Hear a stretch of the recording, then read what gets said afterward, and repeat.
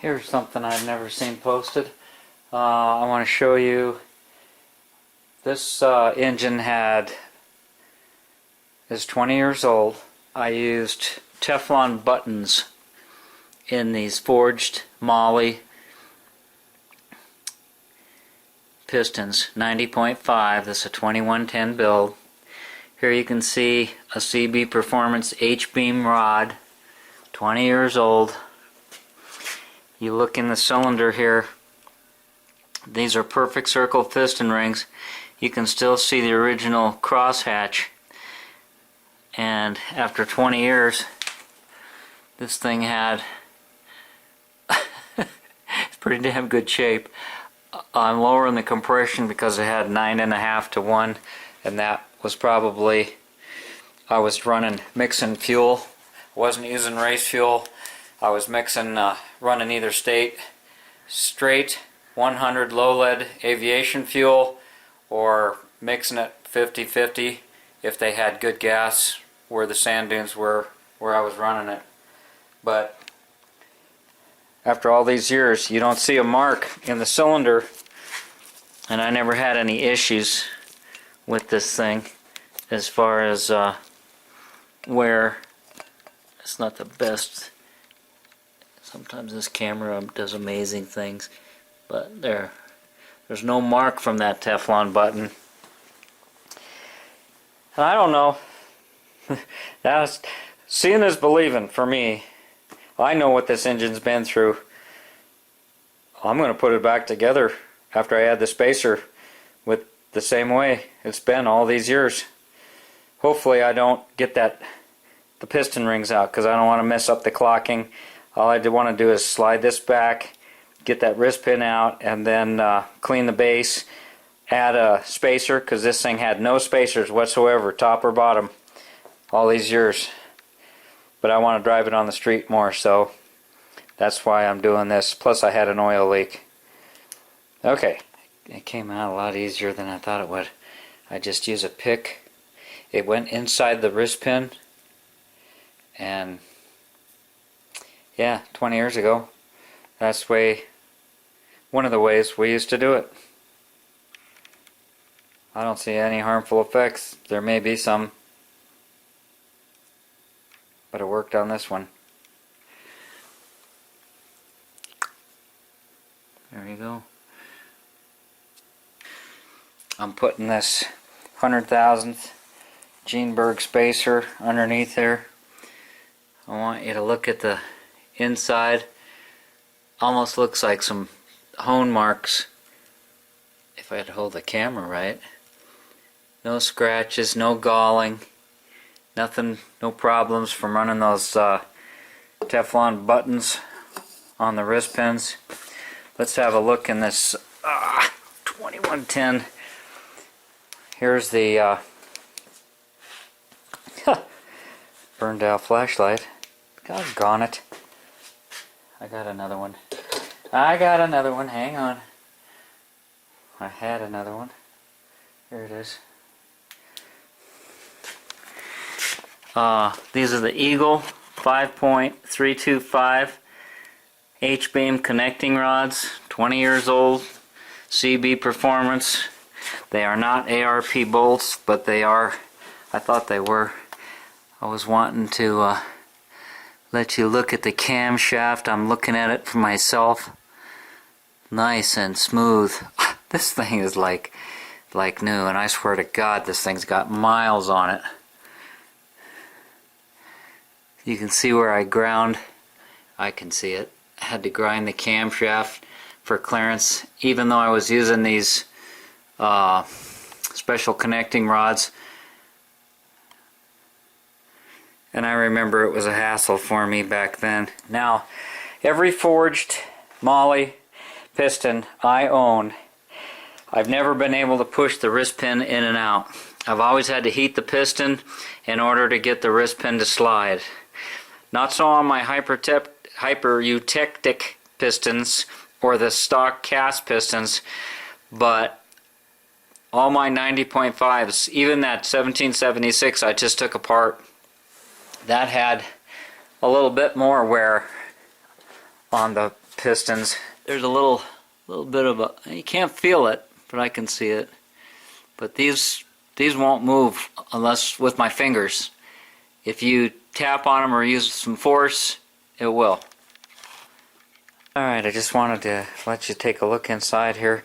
Now, this is a C35 Cam, and I've been nervous about this for 20 years, ever since I built it.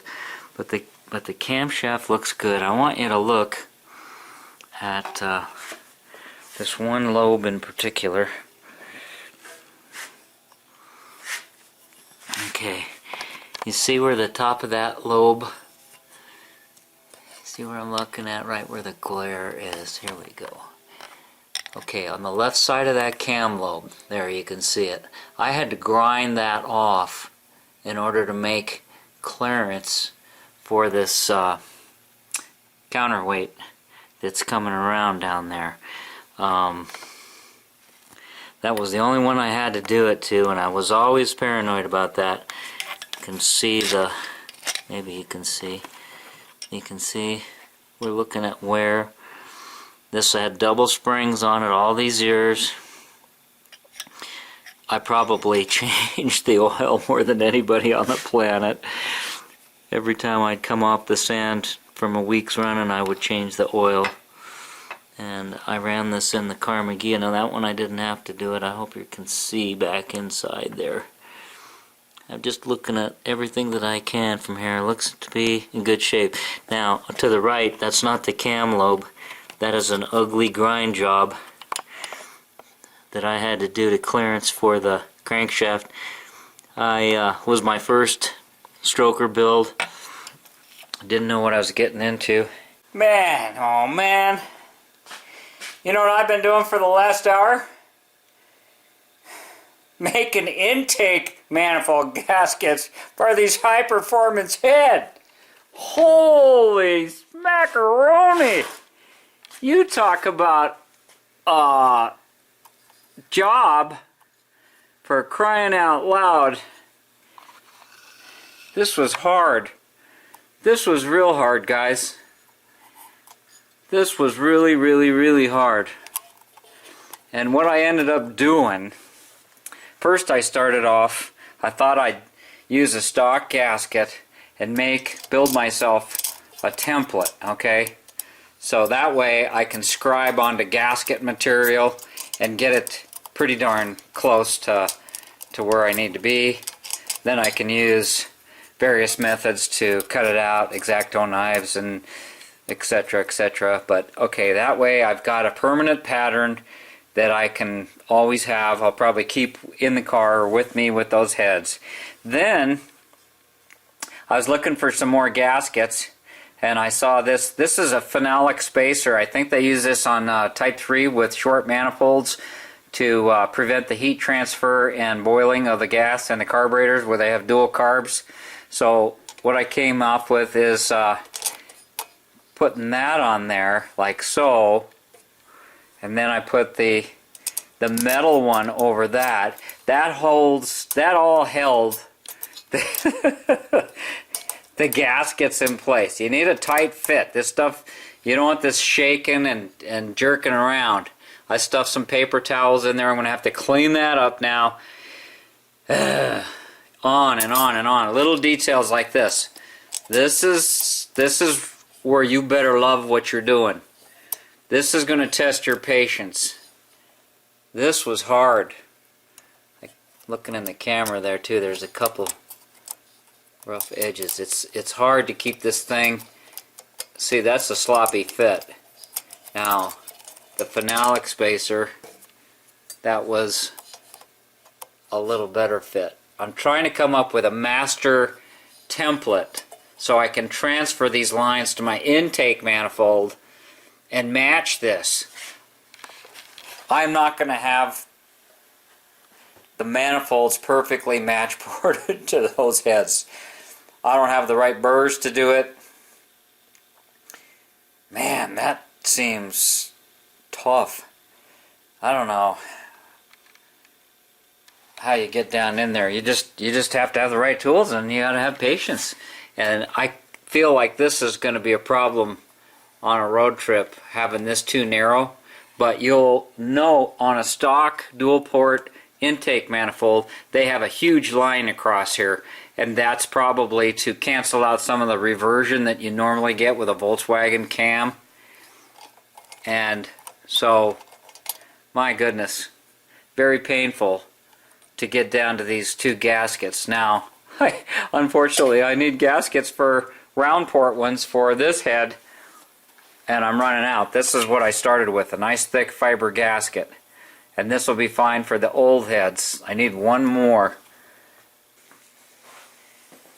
Alright, today's trick of the day, we're getting ready to put these heads back on. We're going to reuse the old pushrod tubes. I don't know what kind these were. I know I bought them all brand new, probably from CB Performance years ago. But what I do is take like a 13 millimeter, this is a 1/2 inch deep socket, and all you got to do is just twist this back and forth a couple times, and that'll make it longer. And I'm going to use the white silicone seals on the ends. Usually the kits come with those red ones, and I don't know, they just didn't seem to hold up for 20 years. So use what you like. I like the stock ones. I have seen people starting to go to the stainless steel ones. They're shiny, they're bright, they look nice on a show car. Let me tell you something. Stainless steel does not transfer heat like regular steel. And those plastic ones with the springs and stuff on them, that's for emergency use only. I see guys putting all that stuff. I used to see that on cars, out on off-road cars. If you have a damaged one, you got to replace it in the field. You should always carry a couple of those plastic ones with the spring in them or whatever the heck kind, and a few spare push rods to go in there, because you could hit a rock or a tree branch or something down low and bend it up. So it's good to have a spare one, and that allows you to just put it in place. This is an integral part of the cooling system. Oil's flowing through here all the time, from the valve covers back to the sump, and you're getting air coming across here. This is just another area that you get free cooling, and I'm thinking it was designed that way. I might be wrong. So anyhow, just take your socket. All you got to do is wiggle it. You can do it with your hands, but I don't want to distort the end of it. I like the nice round shape to come back, and when I put the head on, I'll put an extension in here, and I can stick this down in there and use it to help get my alignment just a little bit better. Today we're going to use Ultra Copper. This is a high temp RTV silicone at the base of the cylinders. That's all we're going to use this on. I've got my heads all laid out. I've got my push rod tubes all stretched. I'm using new white silicone seals on the ends of the push rod tubes. I take a little drop of oil and I put it around each one, and I wipe oil inside the block where these go. I don't put silicone or any kind of sealant on those. I'm going to take my torch, like I said, or I don't know if I mentioned it. I think I mentioned it earlier, but I'll mention it again. On these Moly pistons, I've always had to heat my pistons in order to get those pins to push real easy.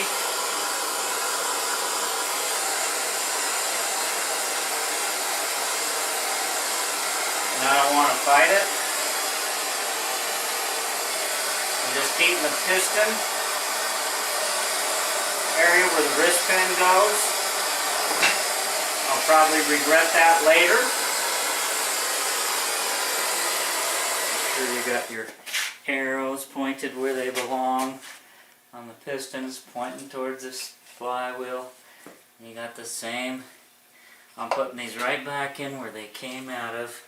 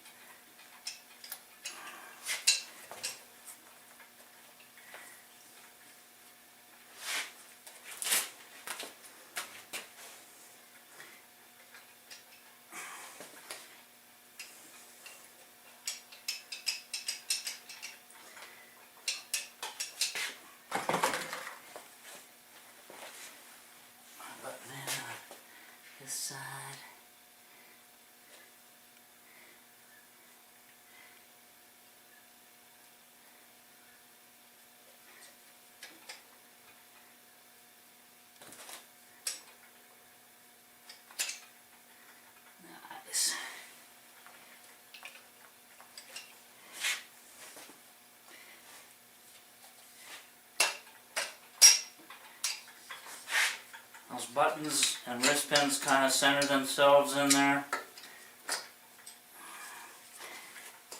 If you don't want to use them, don't.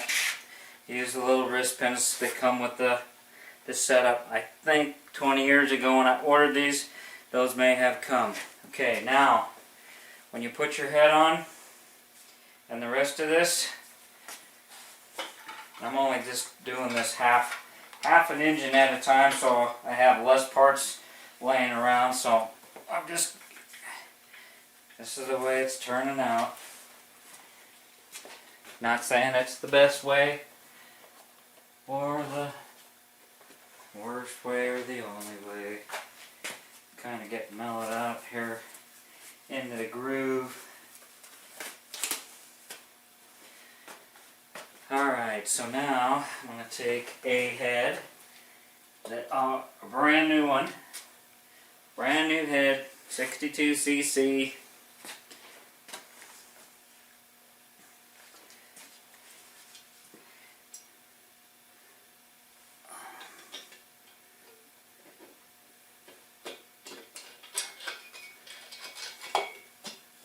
Don't worry about getting it all on there.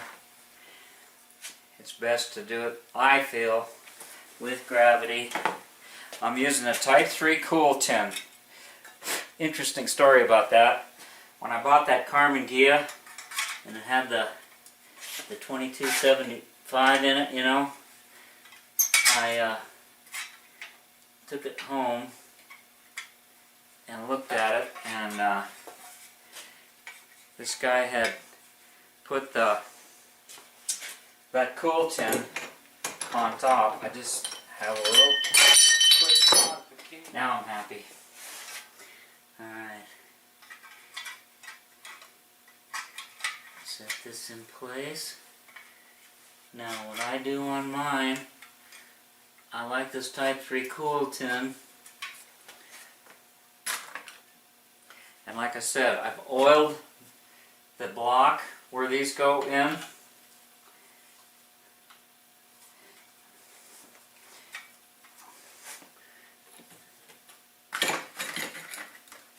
Gotta have a little struggle, right? Can't just have it go. Can't make it look too easy. Wouldn't be real if it was too easy. Good thing all that shit's clean, right? Alright.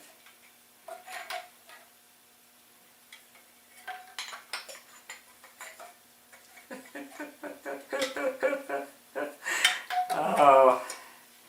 If I wasn't such an ornery old bastard, I'd have some help. My grandkids came by one time and helped me. One time. They came by and helped me. One time they said, never again. Grandpa's an asshole. Grandpa yelled at me. And then he made me eat some kind of funky health food.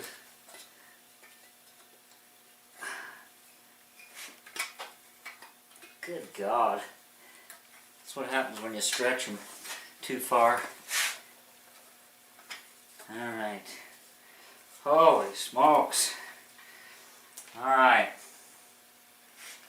Now, since I had a head leak and I did use sealer, and I washed my heads with I'm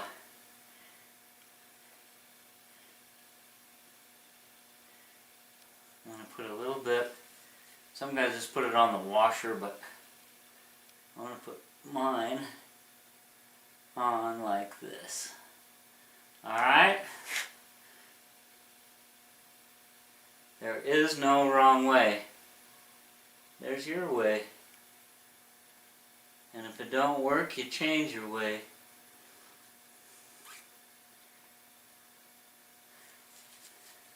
Yeah. Alright. Now I'm going to check all my seams. Make sure my seams are up. Man, I can't even see them on these. I don't know who made these tubes. These are nice looking tubes. There's a seam. You can't even see them from the outside.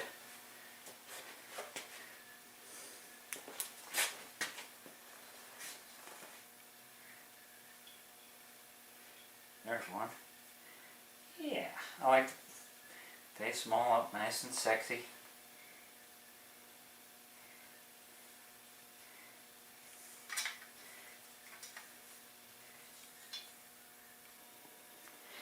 Alright guys, I'm going to try to work fast here. We had a little problem with the memory running out on the computer and it shut off at a critical time right when I was torquing the heads, and now when I reviewed that, I'm going to keep it just in case this side gets trashed up when I go over to the other side. The angle of the dangle was wrong, the view was wrong. What I'm doing now is adding a little baling wire. I mean, come on. No job in Colorado's going to be complete without a little baling wire, would it? Actually, this is what I used to hold this Type 310 tighter up against the cylinder. You probably can't see the back of my head, nothing but the back of my head. This is the same tin that was on here for all those years. Didn't have a bit of problem with it. The wire didn't break. The tin didn't get egged out. I just want to hold it up so that I don't have contact with the push rod tubes here.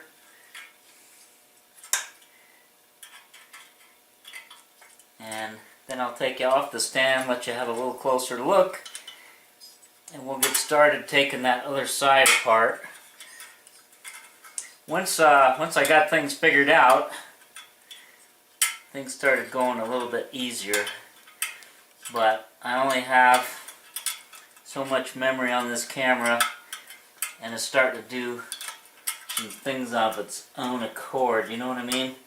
Getting a mind of its own in the zone. I'm just trying to get this wire tied. A couple of twists in it, you know what I mean? You know what I mean, Gene?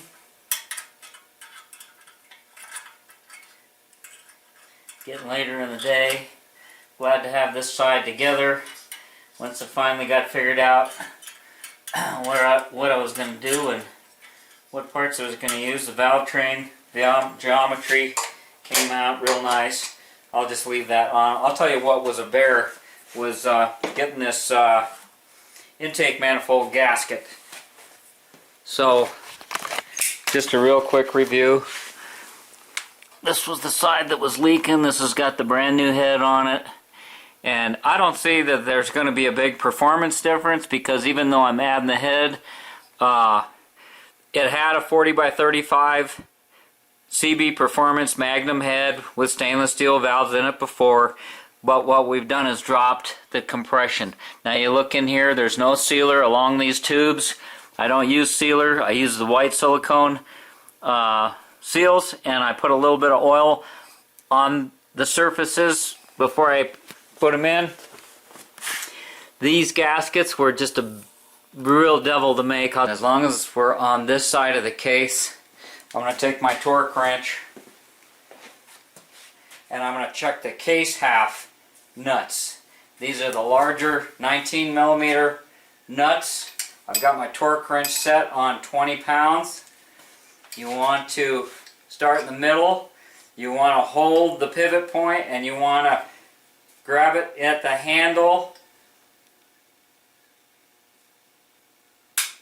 Okay, that's at 20 pounds and it moved. And there should have been some friction from sitting there so long. That one moved.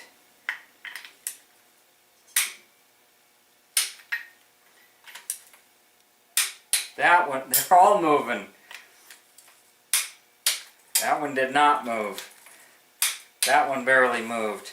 So now I'm going to go up to 25. Interesting. Okay, 25.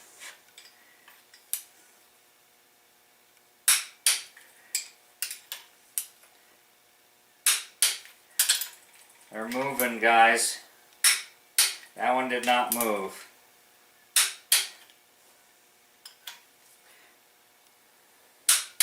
Once you get it moving, keep it going. You don't want to stop and start. Okay, we did take up some tighten the case halves after 20 years. The viewfinder keeps going blank on this, and this battery's charged up, and I have memory. I don't know what's going on.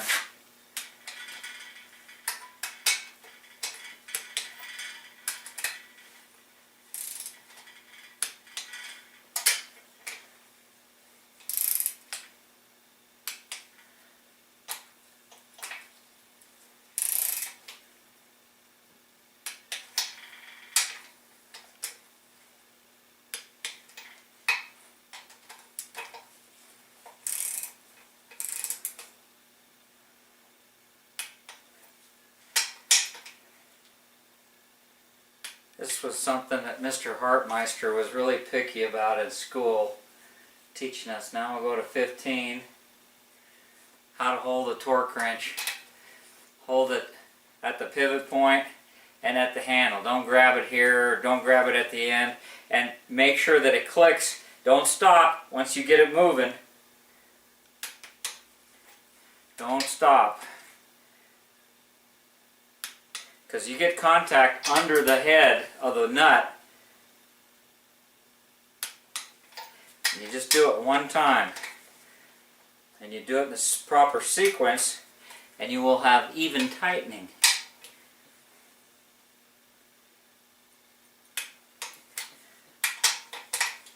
As long as you got it moving, keep it moving.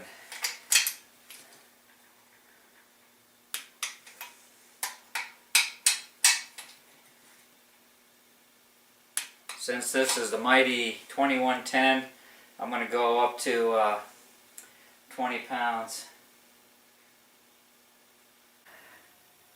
This is a rare treat. Got the garage door open. Get some light in here. What a beautiful Sunday afternoon. I've got the 2110 back together. Put the new heads on it. Lowered the compression. Feeling pretty good about things in general on it. I think it's a good thing I did that. I would trust this to go anywhere now. And if I don't get that other engine together and comes out the way I expect, then this might be now have become an option. Here's the fan. I worked in the HVAC industry for most of my working career, and just looking at this, I can tell you right now that that's costing me CFM, cubic feet per minute. This is all about cooling an air-cooled engine, so you want to get maximum benefit. If you are going down dirt roads and you have an exposed engine like the Baja, and it gets rained on, and you're driving through rain and mud and dirty roads, this stuff accumulates. And it not only costs you, it's not very much, but it's a small amount. And it doesn't take anything to disturb it. You know, you could probably get a lot of that off with a garden hose. And I might just fire that up, but I didn't want to get it into the electrics. See how that comes off in commercial HVAC situations? I'll give you an example. I worked at a hospital, and they kept expanding the hospital, and they added more equipment and a more air conditioning load. And pretty soon we were maxed out. We were doing as much as we could. We were producing enough chilled water, but it wasn't air conditioning enough. And we got into these huge fans. The fans were way bigger than I am in diameter. Backward curve, huge fans. They were probably 6 feet across or something like that. Big 1/4-inch steel plates, massive things. 75 horse motors with 6 belts on them, that kind of a thing, you know, big. And we had to get in there. We had to come in, get coveralls on and masks, and get in there with vacuum cleaners and brushes. And we got that situation under control. Got the fan blades cleaned back up. And this was in summertime when it's in the 90s, and they were complaining. It's not something that you can fix right away, and you can't control Mother Nature. But the next day, we had a hot day, and the chief of the surgical area called maintenance and said, I don't know what you did, but it's a lot better in here today than it has been for a long time. So, you know, he didn't want anything to change. It's better. Whatever you did, it worked. Don't change it. And it's like, yeah, all we did was clean up the fan. So, a kind of an extreme example, I know, but nonetheless, these are little free things that everybody can do, and it doesn't hurt to look at. It's better to run the louvers. Now you look at I'm going to clean the inside. All these little spaces here that the air goes through. See how crummy that is? That's all slows down air. It creates turbulence. Just like in carburation and intake and carburation exhaust, turbulence, match porting, all those little finer details that you do, that it's just a little labor. It's coming back alive. Went together real nice. We've got the big valve heads, the big port job.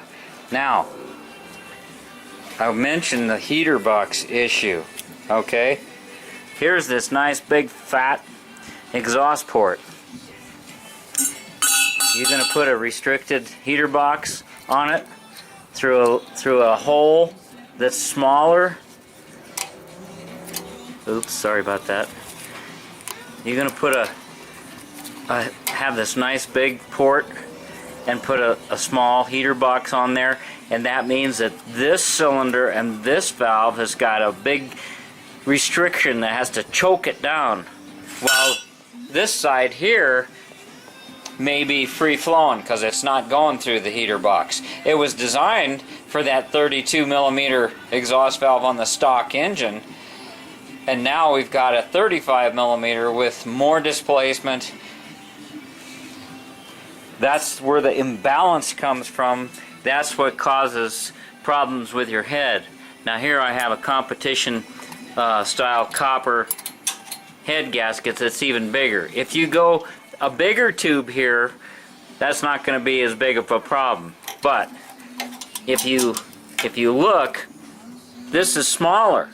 There's a bump, there's a step. This is what comes in the stock package for a gasket there. Here's an aftermarket performance gasket. Let's take this copper one out. That's kind of a neat little deal the way they got that, huh? And of course the compressor's got to start just as I start speaking. Oh, I don't want to tear this up because it's a good one. I don't think... I have some other ones here. I have some Gene Berg exhaust gaskets, head to exhaust flange, 1.5" ID hole. Here's some CB performance ones. Those look really small. That looks like for an 1 3/8" or something. Gasket, stock exhaust port, yeah. Those would have to be put on and trimmed out. The chances are they'd blow out. But anyhow, you get the idea here. Now, so you don't run heater boxes, okay? No big deal. We're just going to step up, okay? Here is a example of a J-tube. I would be leery of taking this on a road trip with those heads and heater boxes, even though I was reassured that, you know, there's the other thought process too. All this port work, all this stuff is for high RPM, wide open throttle performance. If you're just pucking down the road, keeping up with traffic, maybe you're doing 3,000 RPM in that neighborhood, which with these big tires, I'd be clicking right along at 3,000 RPM. I'd be keeping up with traffic. Now, here's something I want Julio to notice I was quite proud of. Look at this. I got the thermostat to fit on your head, buddy. Yes. With the stock wire, I did have to do some modification. You can see it laying there on the floor, but it got done. A little handwork after assembly. And that wire isn't going to be touching because this bill is down as far as it'll go. It goes up. And while we're talking about cooling, So many people I know take that off. They say, well, it never gets cold here, I don't need heaters, and so on and so forth, so they don't run them. This is to warm your motor up. These flappers that people bitch about in these fan shrouds, I did clean up the inside of that real nice too. They don't restrict. They don't cause you heating problems. You've got other issues if you're having heating problems. It's not because of these flappers. These flappers direct. They help. They direct the air. Let's look at this one over here that's not on. Oh my gosh. I did not plan this video to go in this direction, as usual. These flappers, see, if your thermostat breaks, it's going to go in the open position. If you take these shutters out and just have a big gaping hole, you're set up for the quarter mile. That's all that thing's going to be good for. Okay. Well, I have mine out and I've been running them for years. Fine. Go ahead and do it. Take apart your engine. Check your valve guides. Check your valves. Check for oil leaks. Check for cracks around your spark plug. And you saw the looks of my heads when I took them apart. After 20 years, they're still alive. And they will be reused on another vehicle. These are just bigger and badder, and I think they're more appropriate for this engine. And I'm going to put these J tubes on, and either this header exhaust or something close to it. Actually, just for test purposes, I may put this one on it. This is kind of fun. This is a nice header right here. This is a ceramic coated header we bought for Valerie, the 66, and it fit underneath the stock tin. Look how nice and thick these flanges are. Look how nice those holes are. Let's get a gasket and hold it up there. Those were some, I might have to put that on the Baja, even if it looks dumb having it down low. Look at that. Holy smokes. That's a nice fit. Let's get that copper one. That was kind of that was way bigger than the port, but that's going to help me. We're going to do this research together ourselves here. This is kind of a neat idea, but you need a big flange like this to make it work right. Well, I'll be darned. Let's just, boy, that's pretty close. This isn't a bad header, you know. This might be the way to go for the 2110. You know what? If I could get a transmission together, maybe I should put that 2110 in Valerie, the 66. I'll have to get me a tough box though, welded third and fourth. I don't know. We dropped the compression. Maybe it won't be that big of a deal anymore. I'm not so sure that this particular pressure plate's going to work anymore. This isn't your fancy Kennedy, but it was the only one that I had for this old style transmission. Boy, we could go on and on about so many different things here, but we're not. The main thing I wanted to get across was the J tubes and the exhaust and the port, and how you want the system balanced and you want it to work together, and it'll live longer and you'll have that more horsepower when you call on it. And even with the Baja, you want to, I think it's important to run this breastplate back here on the Baja. And here's why. Here's why. Because your fan is going to blow air across the doghouse cooler, and a lot of guys just leave all this extra tin off because they got their Baja or dune buggy. Now, so you can see there in the dune buggy, it's just sitting out in the open and be pointless there. But in the Baja, you've got a lot of the original sheet metal here, see? Now, if you're bringing your cooling air in from the firewall, and you're exhausting air from your oil cooler and your heater boxes, these heater boxes, you always have air flowing. Just because it doesn't go into the car does not mean that it stops flowing. When this thing opens and closes, it diverts it. It comes out here. But if you don't have the tin back here, you're going to be sucking that heated exhaust air off your heater boxes plus your oil cooler. It's going to drift right back in, partially. It's not going to be 100%, but you're going to be pulling that back in. Say you're going down the road 40 miles an hour and there's enough air moving around here, but you're still, on a hot day, probably won't make much difference in the fall, but on a hot day, you're going to be sucking warm air into your engine. You get caught in traffic on a hot day, 95 degrees, bumper to bumper, hitting 2 or 3 lights in a row, doing all that idling, sucking all that hot air in, and you're asking for trouble. Here's something that I discovered and that I did on my own. When you're talking about cooling a Volkswagen, your crankshaft is turning this generator, which is turning the fan in the back, right? Now, to adjust the belt tension on this setup, you have washers that go between the plates in your generator to spread it apart or bring it together, correct? So, if you have a new belt that's short and the belt sits down in there deep, what are you doing? You're changing the diameter, okay? This is pretty high up, right? But if I had a new belt and it was down deeper, you'd see it. So I thought, why not use that principle? If this pulley starts getting smaller, it's going to turn more. It's going to make more cooling. It's going to suck in more air. So what I used to do is take some pop cans.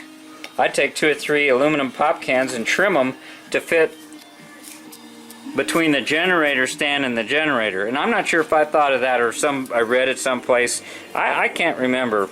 But it made sense to me at the time because I was fighting pulleys. When I had my sand rail, I put a dry sump oil system in there with a center mount fan shroud, and I was dinking around with fans and pulleys and trying to figure all this stuff out. And to make the fan belt I was using, I had to use something underneath the generator stand. I thought, hey, this just makes it turn faster. Why not do that? So if you've got a bus or having some heating issues, then you need to address that. Now, there's one other thing that I want to show you. Alright, big mistake here, guys. I was looking for some special, these tin here. I got this from Jeanberg too, years ago. And also laying in there were these J-tubes. Now, let's look at the difference. I know. Well, this took a lot longer than I thought it was going to. I was hoping to have it in the car before the sun went down, and obviously that hasn't happened, although it's been a beautiful day. This exhaust worked out pretty good. This is the one my son had chose for Valerie, and he ran it for a lot of years. Kept it up there in Portland, Oregon in the rain. I don't know, he said he put 10,000 miles on it or so. So they look up. I had to work my hiney off though. This is all underneath the pan, and it gets caked up with dirt and it will rust, but it'll be fine on the Baja, and the Baja sticks up far enough in the back where this will be a lot higher than a normal car. I was starting to tell you about these Jeanberg little pans here. See these little side cover, piece of sheet metal, so it's all closed in. Ugh, my knees are shot. And we got the J pipes. I don't think we're ever going to have heater boxes with these heads on this engine, so this will be a summertime engine. I'm still running a thermostat though, and that's why I'm scooping that air right across that thermostat, because I want it to warm up and get to temperature and moderate nice no matter what time of the year or what temperature. If I go up in the mountains, sometimes it's cool in the mornings. So I'm running a thermostat still. I have this rotten problem of locating the oil filter, but with this exhaust I've run into this before, and this is what I came up for this go around just for a test. Years ago, I got this from a race shop.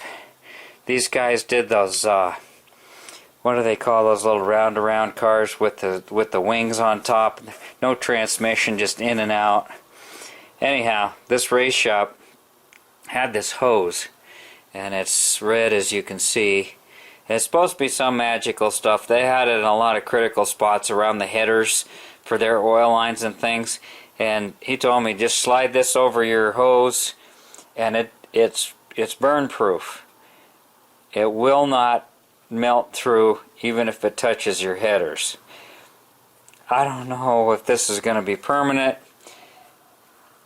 I might run the Baja exhaust on this since this isn't going to have the heater boxes for Valerie. Decisions. Does anybody know about this stuff here? It doesn't have any writing on it. If it did, it's not there anymore. And it's got some kind of a fabric woven inside to it, and it is just for heat protection. It's not to run fluid through or oil. It's just for heat protection. But I don't know what it is and what the if it would work on this. I've got these hose clamps positioned so that we can come up with, you know, a test drive here. Nice easy bends. Don't like having the cartridge hanging off the back, but I suppose it's no worse than having it underneath. Although underneath, I think on the 1800 we'll put it underneath on one of those other type of pumps. It's just too much of a pain. On Valerie I've got stainless steel hoses, and I suppose if I was going to do this permanently I'd do stainless steel, but I don't want my oil filter draining at night. Most of your filters have check valves, so they shouldn't, but I like mounting them straight up and down like this, and I don't like having it this exposed. I might be able to find a spot in the inner fender well of the Baja. I haven't totally explored that yet. I have to have, if we're not running heater boxes, I have to block off these two air ducts, and I'll just use these brass freeze plugs. They just pound in there real good. Oop, I better put my spare spark plug back in its holder here. Where does that thing go? That's always been a conversation piece when you stop somewhere. I'll have to stick that back in my breather and just let it breathe down here on the ground. So, yep, back together. Got my carbs synchronized. So it's just a matter of, I need to come up with something besides rubber fuel line too. This fuel that we have nowadays is just too potent. Just have to change it every year or something. So have it pre-wired. So all I have to do is just wire that up to my firewall site, my terminal strip. It's ready to go in. So it's been a long day. I'm tired. I don't feel like finishing it. So I'll do it tomorrow. Thanks for watching. Thanks for subbing. TheEZGZ out.